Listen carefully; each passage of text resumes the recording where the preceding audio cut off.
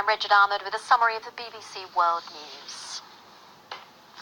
Widely seen as the only real challenger to Russian President Vladimir Putin, opposition leader Alexei Navalny has taken another step towards his presidential campaign. His supporters have gathered enough signatures to secure him a nomination, but that doesn't necessarily mean he'll be able to stand for election. Officials say a criminal conviction disqualifies him. Sarah Rainsford has more.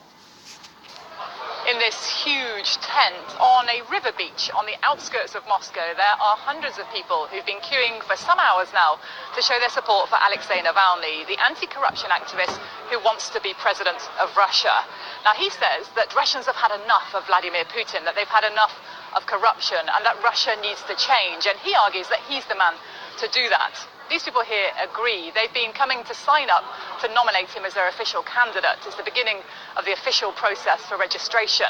But the problem is that Alexei Navalny has already heard from the electoral authorities here that because of a criminal conviction, which he says is politically motivated, he won't be allowed to register. I think that he's the only real candidate for president who can change something.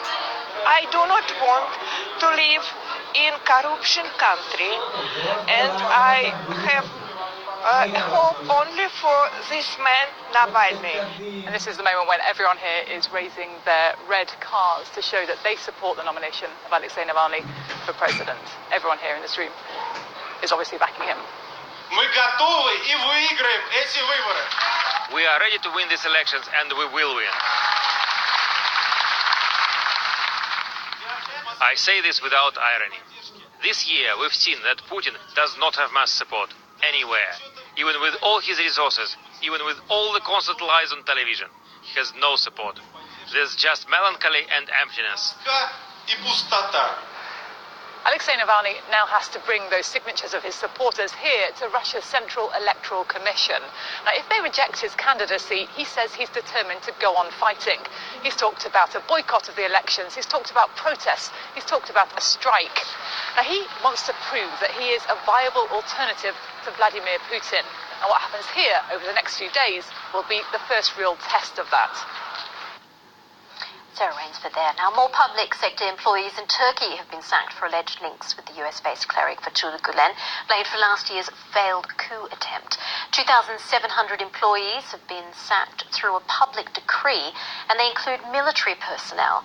In total, around 150,000 civil servants have now been sacked since July last year.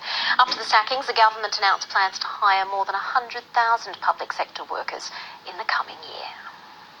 Rescuers are continuing the search for victims of Tropical Storm Tembin, which has killed around 200 people in the southern Philippines. Around 150 are still missing. Badly damaged infrastructure has made it difficult to get relief supplies to those affected. Almost 1,000 houses have been wrecked.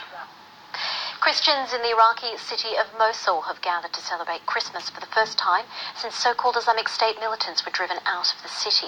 Addressing a Christmas Eve Mass, the Catholic Patriarch called on the dozens of worshippers to pray for peace in Mosul and the world. Under IS rule, the public performance of any Christian rituals was impossible, and many believers fled persecution. Security is tight in Bethlehem as pilgrims arrive in the city for midnight mass to see in Christmas. Celebrations are taking place amid rising tensions in the region after the US decision to recognize Jerusalem as Israel's capital earlier this month. Our correspondent Tom Bateman has more on the day's events in Bethlehem. Well, today has very much been a day of ritual, a day of festive tradition. We watched as the procession of Christians followed the route along Star Street into Manger Square here, up to the Church of the Nativity, which is a 1,500-year-old basilica built on the site where it's believed that Christ was born. Now, that happens every year. There is ritual tradition to all of this. And then we expect midnight mass will take place both with the most senior Roman Catholic clergyman of this area, where he will talk to the gathered congregation, and also the Palestinian Authority President Mahmoud Abbas, who always attends this event each year. Tom Bateman there. Now, Santa is, of course, undertaking his busiest night of the year, and as ever, if you want to track his progress, you can actually log on to the NORAD website. Apparently, he's now headed to Jordan. There he goes. Much more on the website, and much more coming.